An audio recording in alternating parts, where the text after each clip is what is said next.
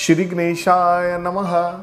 प्रिय दर्शकों, मैं आपका आचार्य पंकज शास्त्री आप सभी दर्शकों का मैं हार्दिक स्वागत करता हूं, हार्दिक अभिनंदन करता हूं। प्रिय दर्शकों, कार्यक्रम को श्रृंखला को आगे बढ़ाते हुए हम चर्चा कर रहे थे पंच महापुरुष योगों में।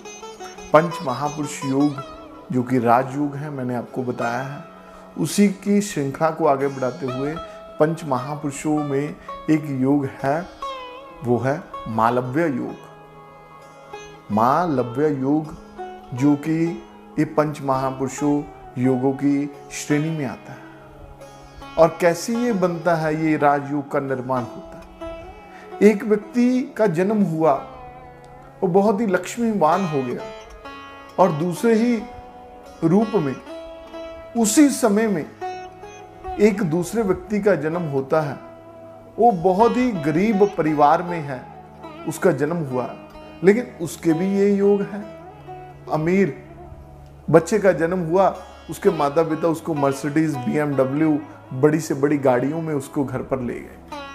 और दूसरे ही रूप में उसी समय में, ये उन लोगों के लिए भी एक उत्तर है। ये उन लोगों का जो प्रश्न होता है कि एक समय में शास्त्री जी, दो जातकों का जन्म हुआ।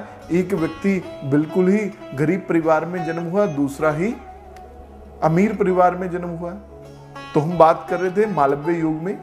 तो मैं बात कर रहा था कि अमीर जातक जिसका जन्म हुआ बच्चे का, उसके माता पिता ले गए बड़े महल में जाकर के उसका पालन पोषण हुआ। और दूसरे ही रूप में उसी के साथ एक छोटा हॉस्पिटल था, वहां पे एक गरीब बच्चे का जन्म हुआ, लेकिन दोनों का समय, दोनों का दिन, दोनों का सन वर्ष एक ही था। लेकिन उसको वो झुग्गी झोपड़ी में उसका ले गए। उसका पिता इतनी बड़ी बड़ी कंपनियों का मालिक है और उसका पिता झुग्गी झोपड़ी में रहता है। लेकिन दोनों के जन्म कुंडली में मालव्य योग है जो कि राजयोग है।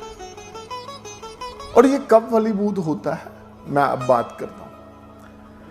प्रिय दर्शकों, मालव्य योग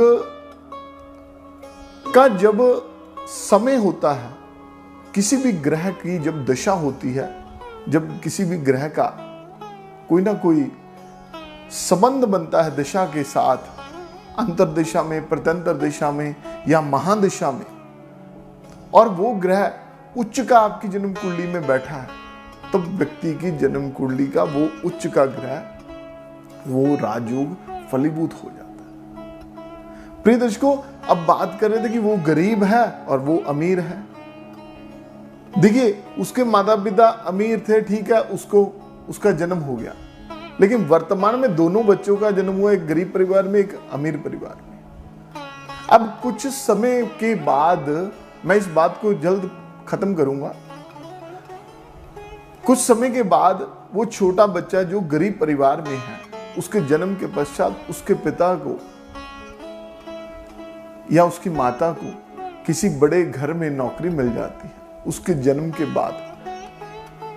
और नौकरी मिलने के बाद यदि उसकी माता को नौकरी मिल गई, और नौकरी मिलने के बाद वो उसकी माँ उस परिवार में जब जाती है, जो अमीर परिवार है, कोई भी अमीर परिवार है, तो वो कहती है कि मेरा छोटा बच्चा है, मेरे को पढ़ाना है, उसको लिखाना है, मेरे पास रहने के लिए स्थान नहीं है, मैं झुग्गी झोपड़ी में रहती हूँ। ऐसे बहुत से लोग हैं कि उनके साथ ये घटना भी घटित हुई है, या आप लोग भी ऐसे देखते हैं। प्रिय दर्शकों, वो जो परिवार, अमीर परिवार है, वो उस फैमिली को, उस बच्चे को की जिम्मेवारी ले लेता है कि आप उस बच्चे को पढ़ाएंगे, लिखाएंगे, आप अपनी झुग्गी झोपड़ी को छोड़ दो, आपको हम सर्वेंट रूम देते हैं। देखिए कैसे ये राजयोग में परिवर्तन होता है। एक तरफ तो वो झुग्गी झोपड़ी में माता पिता रह रहे थे, और जब बच्चे का जन्म हो गया, वो राजयोग कैसे उसको लेकर के जाता है, और वो उसके मालिक ने उस छोटे बच्चे की जिम्मेवारी ले ली, उसको पढ़ाना लिखाना शुरू कर दिया, और उसके ही पति को दूसरा काम छुड़वा करके अपने पास ड्राइवर रख लिया। प्रिय दर्शकों, देखिए राजयोग का कैसे निर्माण होता है। वो बच्चे के कर्म, बच्चे का जो योग में बच्चा पैदा हुआ, वो अपने माता पिता को कैसे उसने परिवर्तन कर दिया। तो इस चीज को हमें समझना पड़ेगा। चलिए मालव्य योग के बारे में बात करते। इस योग में पैदा होने वाला जातक लक्ष्मीमान सुख समृद्धि का से युक्त, बहुत ही धैर्यवान, सुंदर पर्सनैलिटी वाला होता है। और ये कैसे बनता है? ये बनता है प्रिय दर्शकों केंद्र के साथ। पहला, चौथा, सातवां और 10वां भाव, इस में जब शुक्र महाराज बैठते हैं। शुक्र महाराज देखिए जब दूसरी राशि के होते हैं, वृषभ राशि के या सप्तम राशि के, तुला राशि की, जो कि इनकी स्वम राशि है, या शुक्र महाराज मीन राशि में बैठते हैं जो कि उनकी उच्च राशि है। जब इन राशियों में किसी भी एक राशि में बैठकर शुक्र महाराज केंद्र के भावों में पहला, चौथा, सातवां, 10वां जो भाव है वो मालव्य योग बनाता है। ऐसा व्यक्ति एक्टर बनता है, कोरियोग्राफर बनता है, फैशन डिजाइनर बनता है। ऐसा व्यक्ति बहुत ही लक्ष्मीवान बनता है। ऐसा व्यक्ति बहुत इंडस्ट्रियलिस्ट बड़ा बनता है। ऐसा व्यक्ति एक्टिंग के स्कूल खोलता है। ऐसा व्यक्ति बड़ी बड़ी मिलें चलाने वाला होता है, कपड़े का व्यापारी होता है। ऐसा व्यक्ति को नेम फेम बहुत मिलता है, इत्र का शौक होता है, नई नई गाड़ियों में, बड़ी बड़ी गाड़ियों में बैठता है। तो ये जो योग है, जैसे एक वो गरीब परिवार की मैंने एक उदाहरण देकर के आपको समझाया है कि कैसे एक ही समय में एक ही सिस्टम में रह करके ये कैसे परिवर्तित करता है, इस चीज को समझाने का मैंने एक प्रयास किया। प्रिय दर्शकों, बात करते हैं मालव्य योग के बारे में। मालव्य योग केंद्र के प्रथम भाव में जब बैठता है तब सप्तम दृष्टि के साथ शुक्र महाराज केवल एक ही दृष्टि है जो कि सप्तम दृष्टि से ही देखते हैं। सप्तम दृष्टि से जब अपने लाइफ पार्टनर के घर को देखते हैं, लाइफ पार्टनर के घर को जब देखते हैं, लाइफ पार्टनर, ऐसे जात को बहुत अच्छा लाइफ पार्टनर मिलता है। ऐसा व्यक्ति फॉरेन में सेटल्ड होता है। ऐसा व्यक्ति विवाह के पश्चात फॉरेन में घूमता फिरता है, विदेश वर्ल्ड टूर करता है। शुक्र महाराज जब केंद्र के दूसरे भाव अर्थात चतुर्थ भाव में बैठते हैं तो चतुर्थ भाव में बैठ करके अपने सप्तम दृष्टि से अपने कर्म भाव को देखते हैं। ऐसे व्यक्ति भूमि भवन वाहन का तो उसको शौक होता ही है, भूमि भवन वाहन का उसके पास काफी समृद्धि रहती है। उसके साथ साथ अपने पिता को भी ऐसा व्यक्ति सपोर्ट करता है। ऐसा व्यक्ति बहुत बड़े बड़े बिल्डर्स भी हैं। ऐसे व्यक्ति देखिए गरीब परिवार में जन्म हुआ लेकिन ऐसे योग में उसका निर्माण हो गया और पहले तो उसके पास भूमि भी नहीं थी लेकिन अब वो योग फलीभूत हो गया, उसकी दशा आ गई तो बहुत बड़ा समृद्धमान समाज का प्रतिष्ठित व्यक्ति बन गया, बहुत बड़ा बिल्डर बन गया। तो सप्तम भाव में जब शुक्र महाराज मालव्य योग का निर्माण करते हैं तो लगन को देखते हैं, लाइफ पार्टनर इनका अच्छा होता है, लाइफ पार्टनर के प्रति बड़े चिंतित रहते हैं, बड़े जिम्मेवार रहते हैं और बहुत ही दोनों एक सुंदर व्यक्तित्व वाले होते हैं क्योंकि शुक्र एक बहुत शीतलता प्रिय, बहुत ही सुगंधित, साफ सफाई का ध्यान रखने वाला ऐसे व्यक्ति बहुत ही एक समझ लीजिए वो एक दूर से ही चमकने वाले एक हीरे की भांति होती। शुक्र महाराज जब कर्म भाव में बैठते हैं तो कर्म भाव पर बैठ करके प्रिय दर्शकों वो बहुत ही अच्छे रूप में अपने कार्य को निपुणता से चलाने वाले होते हैं। ऐसे व्यक्ति बहुत बड़े ट्रेडर्स भी होते हैं, बहुत बड़ा इंपोर्ट एक्सपोर्ट का कार्य भी करते हैं।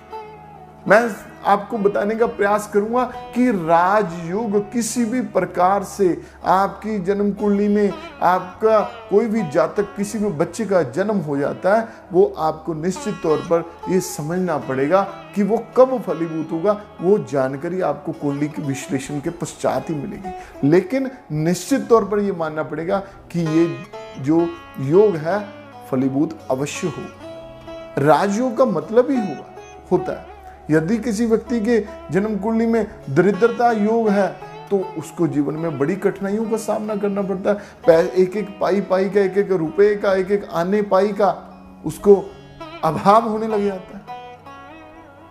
बहुत से अमीर परिवार में बच्चे का जन्म हुआ लेकिन उसकी जन्म कुंडली में दरिद्रता योग है। हालांकि इसके बारे में मैं आपको जानकारी दूंगा किसी भी कार्यक्रम के माध्यम से, लेकिन वो उसका परिवार तो इतना अमीर है, लेकिन उस बच्चे का जब जन्म हुआ उसको एक एक रुपए के लिए तरसना पड़ा।